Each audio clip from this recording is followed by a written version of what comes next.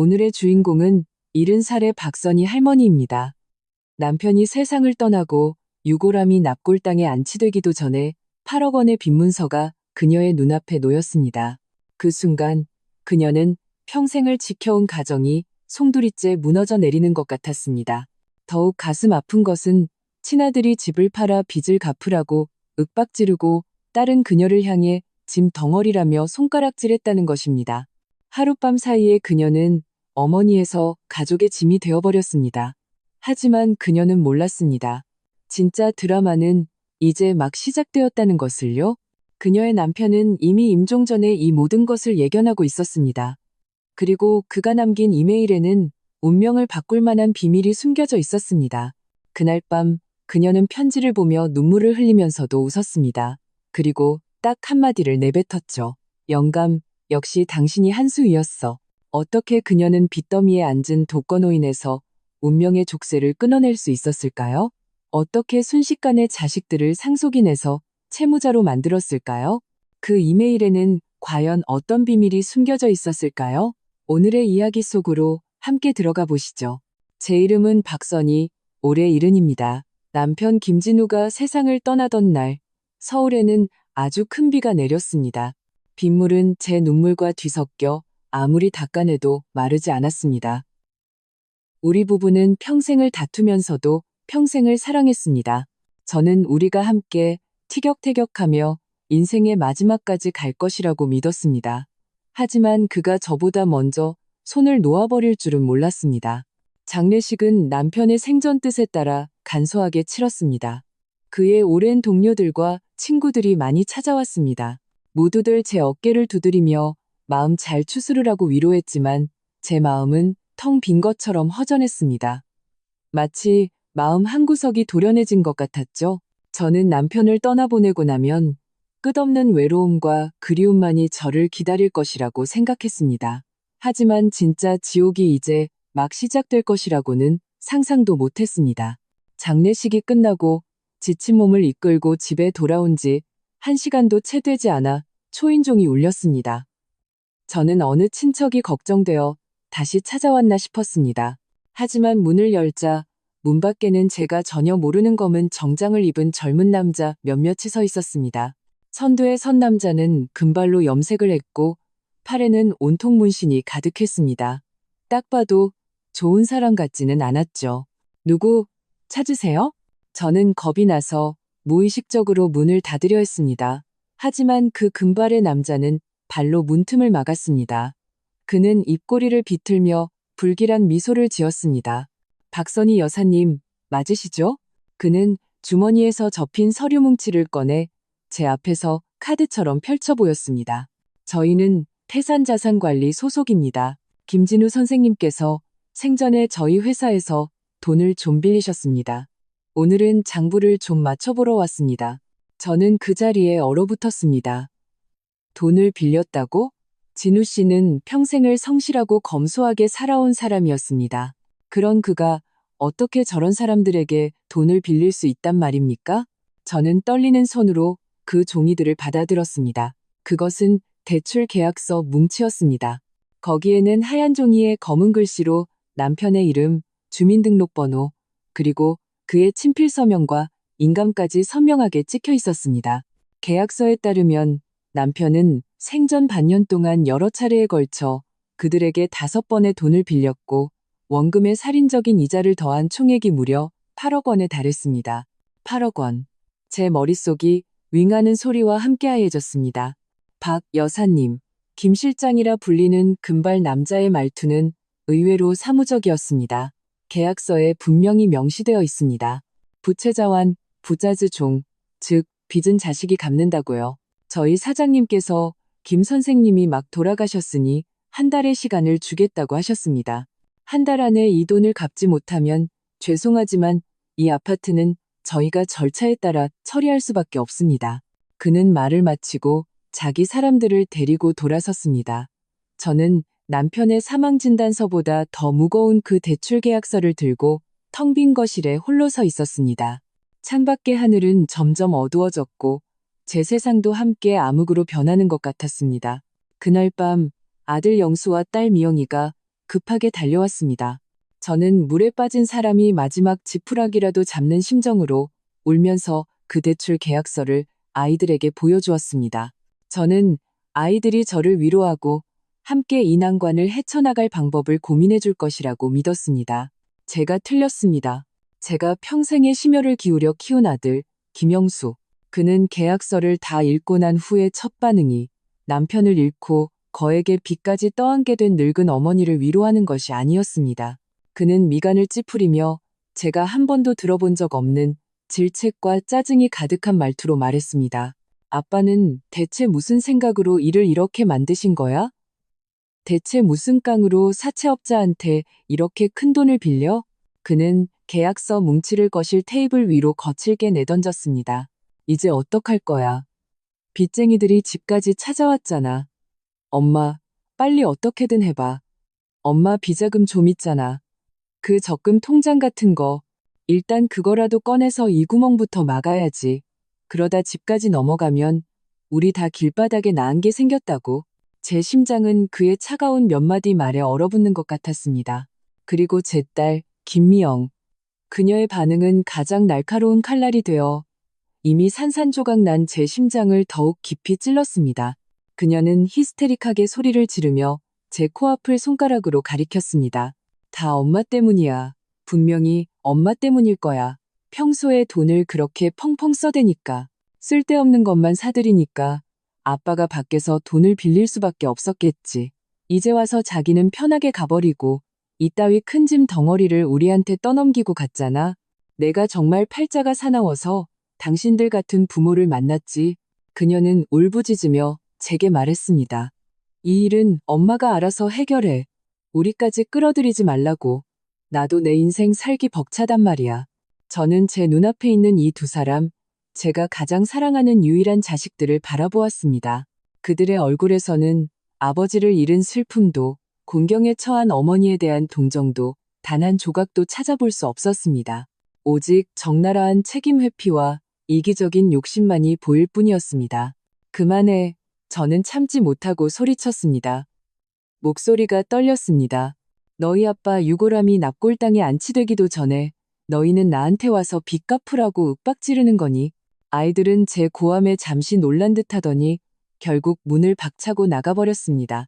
방법을 찾아보러 간다고 했지만 저는 알고 있었습니다. 그들의 방법은 결코 저를 위한 것이 아닐 거라는 것을요. 깊은 밤, 저는 침대 가장자리에 앉아 진우 씨의 외투를 꼭 쥐고 있었습니다. 그가 생전에 가장 즐겨 입던 회색 모직 코트였습니다. 옷깃에서는 아직 희미하게 그의 스킨 향이 났습니다. 저는 그 옷에 기댔습니다. 마치 그의 어깨에 기댄 것처럼요. 고개를 숙여 우리의 결혼 사진을 보았습니다. 30살 때 찍은 사진이었습니다.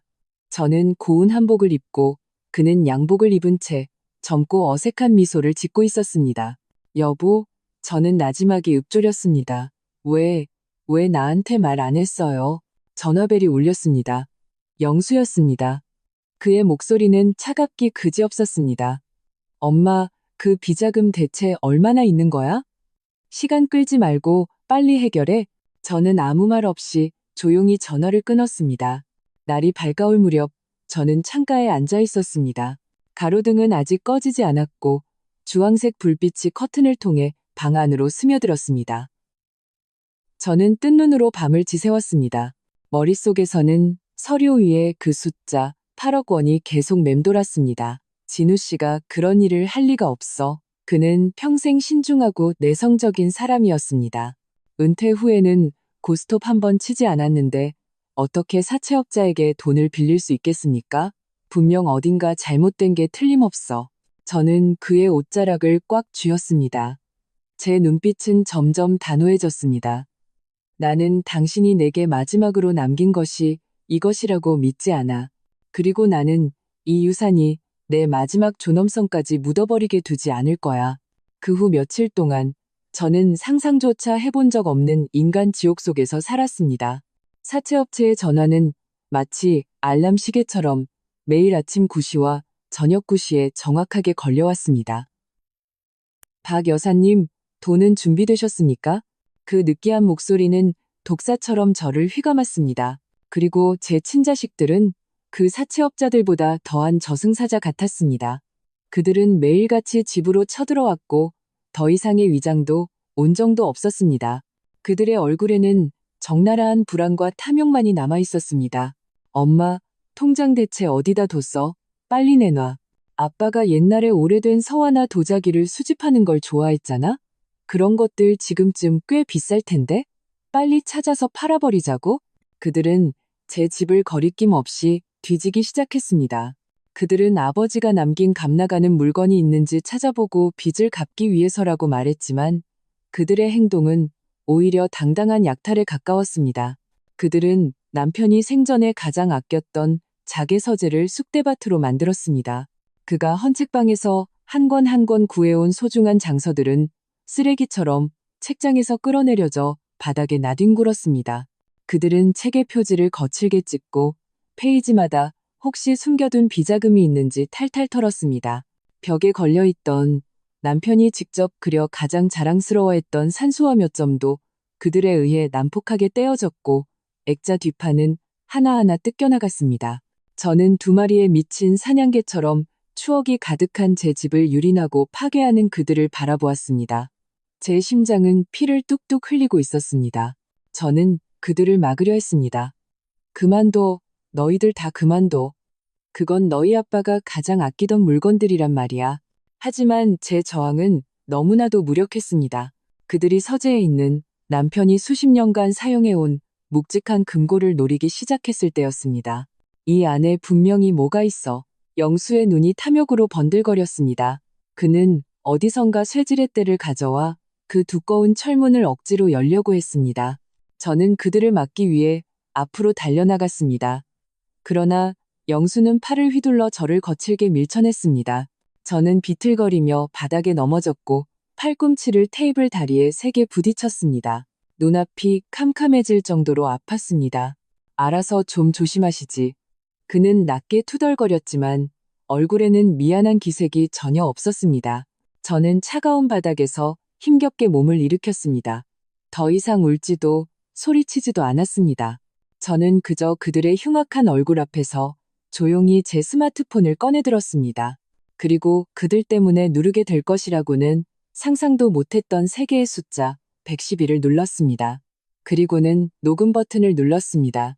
경찰의 도착으로 이 황당한 가족 막장은 잠시 중단되었습니다. 영수와 미영은 제복을 입은 경찰을 보자마자 당황했습니다. 그들은 책장 넘기듯 순식간에 표정을 바꾸었습니다. 경찰 아저씨, 오해하셨습니다. 이건 저희 집안일이에요. 저희 엄마가 아빠 돌아가신 후에 정신이 좀 안 좋아지셔서요. 저희는 그냥 엄마가 걱정돼서 아빠 유품 좀 정리해 드리려고 했던 거예요. 저는 그들과 다투지 않았습니다. 그저 방금 그들이 저를 어떻게 협박하고 밀쳐 넘어뜨렸는지가 선명하게 녹음된 스마트폰 녹음 파일을 경찰에게 건넸습니다.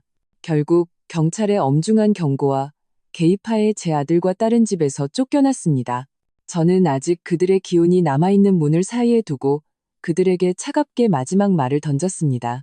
오늘부터 너희가 이 집에 한 발짝이라도 더 들어오면 주거침입으로 고소할 거다.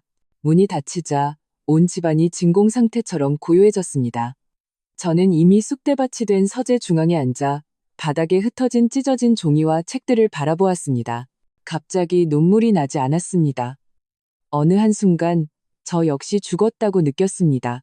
고개를 들어 벽에 아직 붙어있는 낡은 사진을 보았습니다. 진우 씨는 양복을 입고 저와 함께 정원에 서 있었습니다. 그는 제 어깨를 감싸 안고 너무나도 다정하게 웃고 있었습니다. 저것들은 대체 뭘 찾고 있는 걸까? 저는 나지막이 중얼거렸습니다. 돈이 아니야, 보험 증서도 아니야. 그들의 움직임은 너무나도 조급했고 정확했어. 모든 서랍, 바닥 타일, 장롱. 마치 어떤 물건이 이 집 어딘가에 숨겨져 있다는 것을 미리 알고 있는 것처럼 그들은 물건을 정리하는 게 아니었어. 무언가를 없애려 하고 있었던 거야. 바로 그때 제 스마트폰에서 띵하는 소리와 함께 새 이메일 알림이 울렸습니다. 저는 무감각하게 스마트폰을 집어들었습니다. 또 어느 보험사나 부동산 중개업소에서 보낸 광고 메일이겠거니 생각했습니다. 그러나 발신인의 이름을 확인했을 때 제 심장이 미친 듯이 뛰기 시작했습니다. 발신인은 제가 너무나도 잘 아는 그 이름, 김진우였습니다. 이미 차가운 유골함 속에 누워있는 일주일도 더 된 제 남편이었습니다. 제 손이 걷잡을 수 없이 떨렸습니다. 저는 거의 숨을 참으며 마치 천국에서 온 것 같은 그 예약 발송 이메일을 열었습니다. 이메일에는 장황한 글도 다정한 작별 인사도 없었습니다. 오직 수수께끼 같으면서도 짧고 힘있는 몇 마디 말만 있었습니다. 선이야, 울지 마. 그건 내 빚이 아니야. 단 한 푼도 갚지 마. 아이들을 조심해. 그들이 찾는 건 집에 없어. 우리가 처음 만났던 곳에서 당신을 기다릴게. 진우. 저는 그 자리에 멍하니 앉아 있었습니다. 눈물이 뚝뚝 떨어졌습니다. 이 편지는 연애 편지가 아니었습니다. 다정하지도 감성적이지도 않았습니다. 하지만 그것은 마치 한 발의 총알처럼 지난 며칠간 저를 짓누르던 안개와 억압을 꿰뚫었습니다. 그는 모든 것을 알고 있었습니다. 그 빚은 그의 것이 아니었고 그는 제가 아이들에게 둘러싸여 공격받을 것을 이미 예상하고 있었습니다. 그리고 그는 이미 저를 위한 탈출구를 마련해 놓았던 것입니다. 그들이 찾는 건 집에 없어. 그렇구나. 그들은 돈을 원했던 것도 보험을 원했던 것도 아니었어. 어떤 물건이 제 손에 들어갈까봐 두려워했던 거야. 책장을 뒤지고 바닥을 뜯어내려 했던 건 증거를 두려워했기 때문이었어. 저는 아직 정리되지 않은 종이, 상자 더미와 너덜너덜해진 책장을 바라보았습니다. 문득 그 찢어진 서화들과 둘둘 말린 고서들이 모두 그들의 불안과 초조함으로 보였습니다. 우리가 처음 만났던 곳에서 당신을 기다릴게.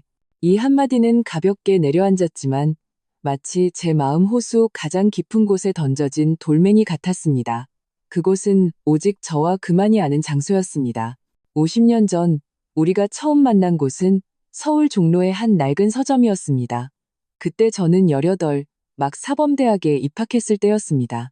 비 오는 어느 금요일 오후 저는 김소월 시집을 찾기 위해 그 좁은 서점에 들어갔습니다.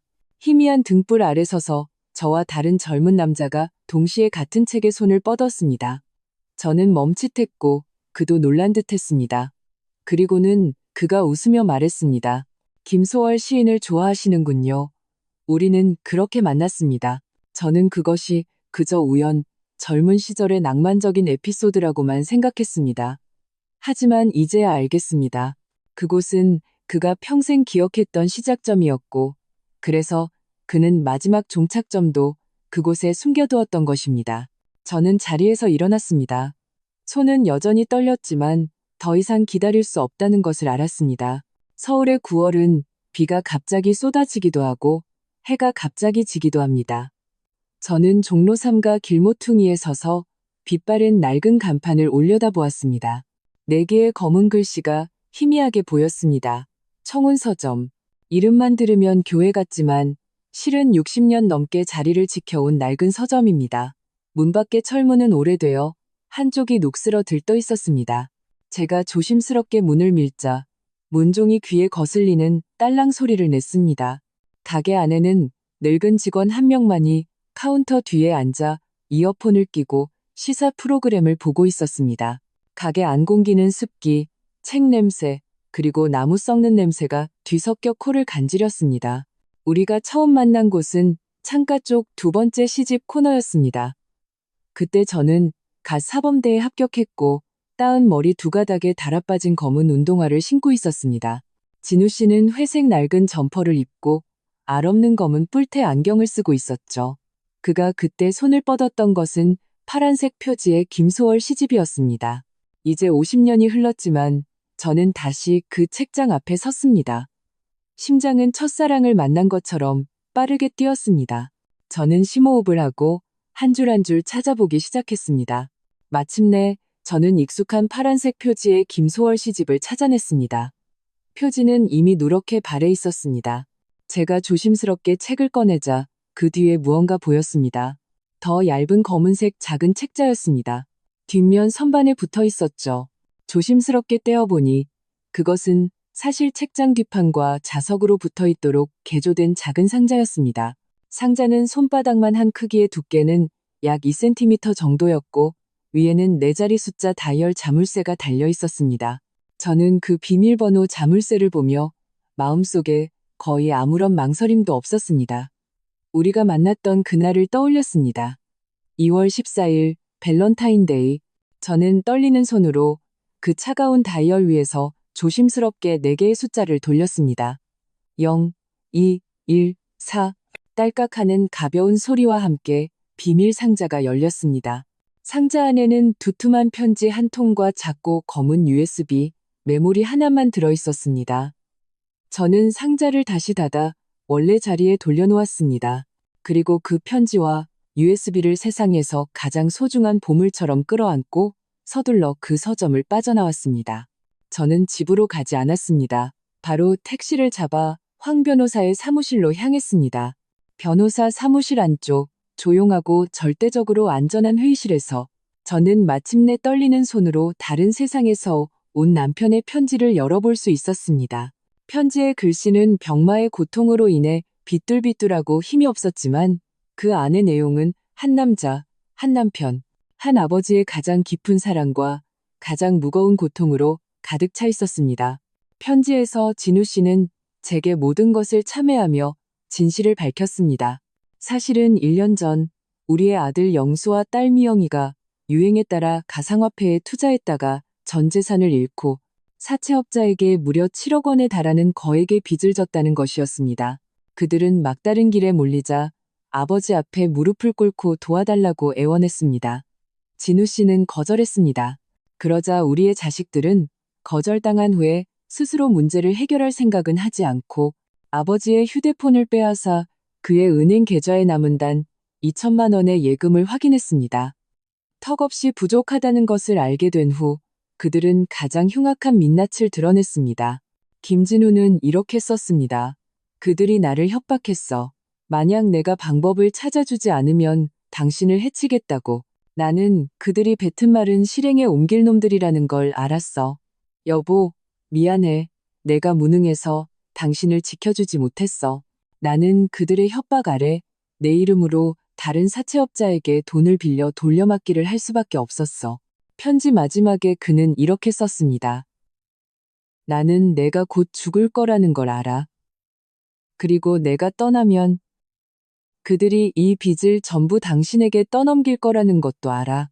당신 혼자 이 모든 것을 감당하게 할 수는 없어. 이 USB 안에는 그들이 어떻게 나를 협박해서 그 빚이 자신들의 것이라고 인정하게 만들었는지 내가 몰래 녹음한 모든 대화가 들어있어. 선이야, 당신에게 너무 갑작스러운 일이겠지만 마음 약해지면 안 돼. 나를 대신해서 이 빚을 다시 그들에게 돌려줘. 그것 말고도 한 가지 더. 선이야, 기억나? 작년 당신 생일에 우리가 대화 나누다가 당신이 그랬잖아. 이 생의 가장 큰 아쉬움은 미국에 있는 동생 선영이를 자주 보러 가지 못한 거라고. 캘리포니아의 그 햇살 아래서 자유롭게 사는 동생이 부럽다고. 당신은 그냥 무심코 한 말이었지만 나는 마음에 담아두고 있었어. 그래서 그 후로 나는 몰래 준비를 시작했어. 내 주식과 선물을 모두 달러로 바꿔 합법적인 방법으로 미국으로 옮겨서 취소 불가능 신탁을 설정해놨어. 당신에게도 누구에게도 말하지 않았지. 원래는 내 몸이 좀 나아지면 당신에게 깜짝 선물을 주면서 함께 미국으로 가서 진짜 은퇴 생활을 즐기고 싶었어. 하지만 나는 그날을 기다리지 못했네. 이제 이 돈은 내가 당신에게 남길 수 있는 마지막 보호막이 되었어.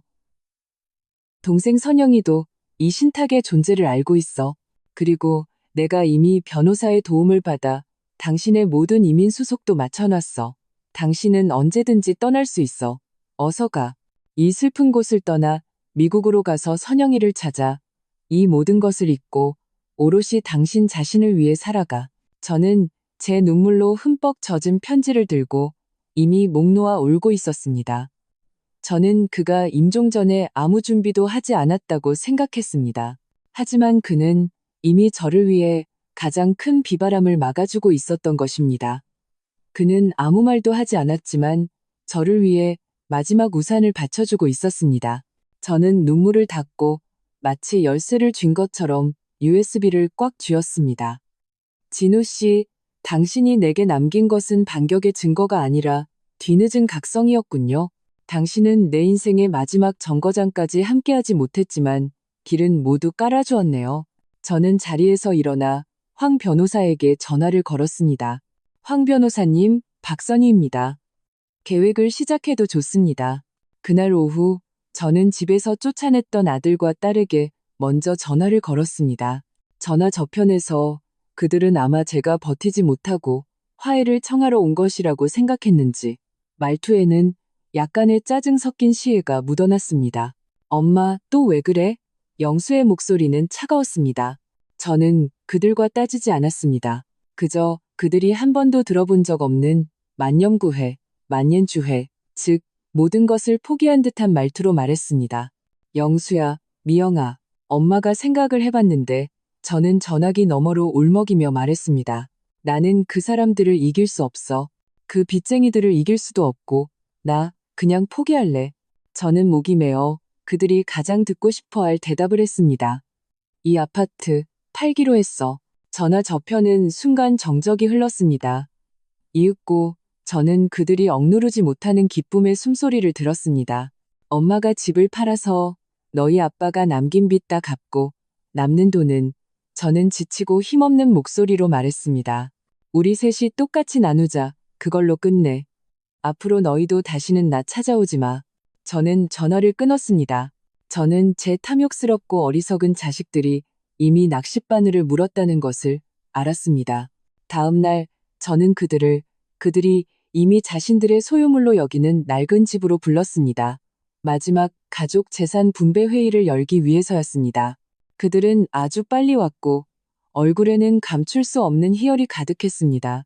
그들은 문을 들어서자마자 이 도심에 위치한 낡은 아파트의 현재 시세가 얼마인지 신나게 토론하기 시작했습니다.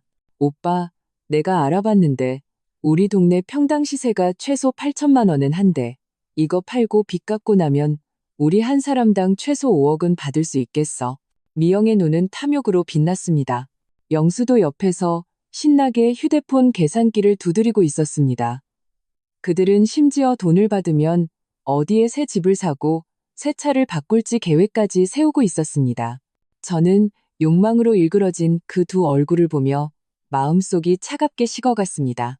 그들이 가장 아름다운 환상에 빠져 있을 때 초인종이 울렸습니다.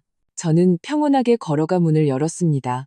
문 밖에는 제가 위임한 황 변호사님이 서 계셨고 그의 뒤에는 검은 정장을 입고 팔에 문신을 한 험악한 인상의 장정 5명이 따라 들어왔습니다. 선두에 선 사람은 며칠 전 제 집에서 위세를 떨치던 사채업체의 김 실장이었습니다. 영수와 미영은 이 광경을 보고 완전히 얼어붙었습니다. 엄마, 이게 무슨 짓이야? 영수의 목소리가 떨리기 시작했습니다. 저는 대답하지 않았습니다. 그저 황 변호사님과 김 실장 일행을 안으로 모시고 뒤돌아서 철컥 소리와 함께 현관문을 잠갔습니다. 거실의 분위기는 순식간에 영하로 떨어졌습니다. 김 실장은 들어와서 그들이 직접 출력한 가짜 부동산 매매 의향서가 놓인 테이블을 힐끗 보더니 이미 잿빛이 된 영수와 미영을 향해 아주 호의적인 미소를 지었습니다. 황 변호사님은 군더더기 없이 제 남편이 남긴 USB를 가져온 노트북에 꽂았습니다. 노트북은 거실의 대형 TV와 연결되어 있었습니다.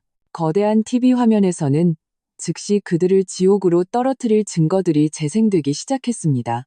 먼저 선명한 은행 거래 내역이었습니다. 화면의 거대한 화살표는 8억 원의 자금이 어떻게 사채업체의 계좌에서 제 남편의 계좌로 들어왔고 또 어떻게 24시간 안에 한 푼도 빠짐없이 김영수와 김미영의 개인 계좌로 이체되었는지를 명확하게 보여주었습니다. 황 변호사님이 헛기침을 했습니다. 아버님께서 대출자인 것은 맞습니다. 생전에 8억 원의 대출 계약서에 서명하신 것도 사실입니다. 하지만 계약 후 3시간이 채 되지 않아 8억 원 전액이 두 분의 계좌로 이체되었습니다. 이것은 완전한 은행 기록입니다. 그리고 두 분은 이 돈을 받자마자 동일한 금액, 동일한 채권자, 하지만 대출자가 본인들로 되어 있는 기존 채무를 상환하는 데 사용했습니다. 황 변호사님의 말투는 평온했지만 단어 하나하나는 명확했습니다. 이는 돌려막기에 해당하며 즉 두 분이 자신들의 기존 채무를 아버지 명의로 전가하고 아버지를 통해 채무자 신분을 세탁하려 한 것입니다. 영수는 당황했습니다. 그건 모함이야. 그만해.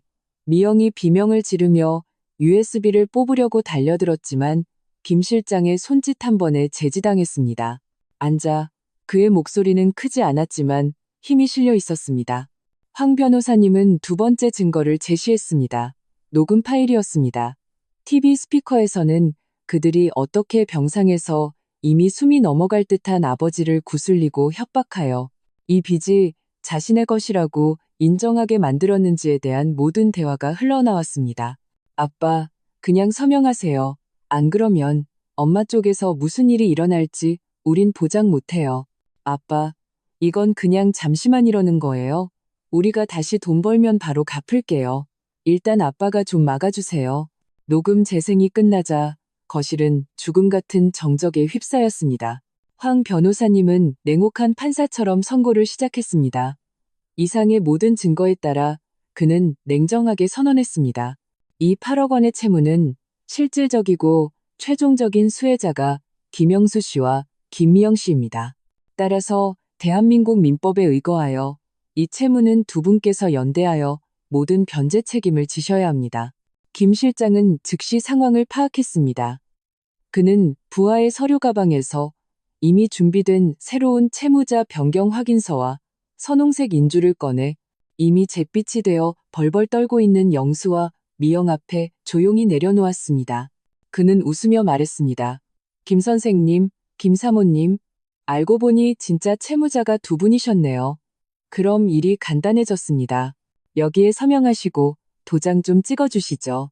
그의 말투는 아주 상냥했지만 그의 뒤에서 손가락 관절을 우두둑거리며 서 있는 5명의 검은 옷의 부하들은 그 상냥함에 거절할 수 없는 위협을 가득 담고 있었습니다. 영수는 얼굴이 새빨개진 채 온몸을 떨었습니다. 안 돼. 우린 서명 못해. 이건 불법이야. 그래도 괜찮습니다. 김 실장이 웃으며 손가락으로 테이블을 두드렸습니다. 5명의 장정이 영수의 어깨를 짚었습니다. 미영은 이미 의자에 주저앉아 눈물을 펑펑 쏟고 있었습니다. 영수는 한참을 망설이다가 결국 펜을 집어들었습니다. 손이 덜덜 떨렸습니다. 저는 옆에 서서 그들이 한 명씩 자신의 이름을 쓰고 지장을 찍는 모습을 지켜보았습니다. 마치 자신들이 공들여 짠 그물에 스스로 뛰어드는 모습을 보는 것 같았습니다. 김 실장은 합의서를 챙겨 넣고 웃으며 일어섰습니다. 협조해 주셔서 감사합니다. 앞으로 이자는 두 분께서 잘 부탁드립니다. 저희는 의리를 아는 사람들이니까요. 그들이 떠나자 묘지처럼 침묵만이 남은 것일. 저는 그들을 쳐다보지도 않고 그저 담담하게 말했습니다. 오늘부터 이 빚은 너희들 것이다. 너희 아버지가 너희에게 남긴 마지막 유산이야. 문이 딸깍 소리를 내며 닫혔습니다. 공기는 마침내 깨끗해졌습니다. 그리고 지금 이 집에는 지옥에서 막 기어나온 늙은 할머니와 방금 심연으로 밀어 넣어진 2명의 상속인 우리 셋만 남았습니다. 저는 천천히 일어나 부엌으로 가서 물 한 잔을 따랐습니다. 천천히 마셨습니다. 울지도 욕하지도 않았습니다. 그저 평온했습니다. 영수가 마침내 입을 열었습니다. 목이 졸린 듯 건조한 목소리였습니다. 엄마, 어떻게 우리한테 이럴 수 있어요? 저는 그를 바라보았습니다.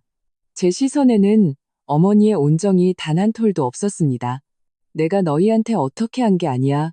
그냥 원래 너희 것이었던 걸 돌려줬을 뿐이지. 미영이 울면서 바닥에 무릎을 꿇었습니다. 엄마, 죄송해요. 제가 정말 일이 이렇게 될 줄은 몰랐어요. 저는 그냥 잠시 욕심이 나서 저는 물컵을 내려놓고 천천히 소파에 다시 앉았습니다. 눈앞에 이 난장판을 바라보았습니다.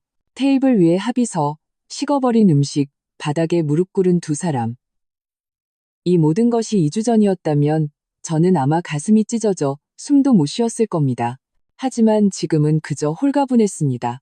뒤늦게 찾아온 해방감, 가족이라는 착각을, 어머니는 희생해야 한다는 피로감을 마침내 내려놓은 기분이었습니다. 영수는 테이블 모서리를 짚고 일어섰습니다. 그의 눈빛은 원망으로 변해 있었습니다. 너무 의기양양해하지 마세요. 이 빚 나 인정 못해. 김 실장인가 하는 놈이 나한테 무슨 짓이라도 하면 경찰에 신고할 거야. 경찰에 신고한다고? 저는 냉소했습니다. 그래, 한번 해봐. 경찰서에서 그 녹음 파일을 트는 모습이 아주 기대되는구나. 네가 어떻게 네 아빠를 협박해서 돈을 빌리게 했는지, 또 어떻게 그를 억울하게 죽게 만들었는지 온 세상 사람들이 다 알게 말이야. 미영이 제 앞으로 달려와 울며 매달렸습니다. 엄마, 이러지 마세요. 저희는 엄마가 낳았잖아요. 저희가 이렇게 되는 걸 정말 보고만 계실 거예요? 저는 젖은 걸레 인형을 밀어내듯 그녀를 살며시 밀어냈습니다. 앞으로는 각자 갈 길 가자. 몇 시간 후 그들은 떠났습니다. 아니, 도망쳤습니다. 자신들이 직접 서명한 빚과 이길 것이라 확신했지만 완벽하게 역전당한 재산회의의 치욕을 안고서요. 밤은 깊어졌고 거리는 바람 소리만 들릴 정도로 조용했습니다.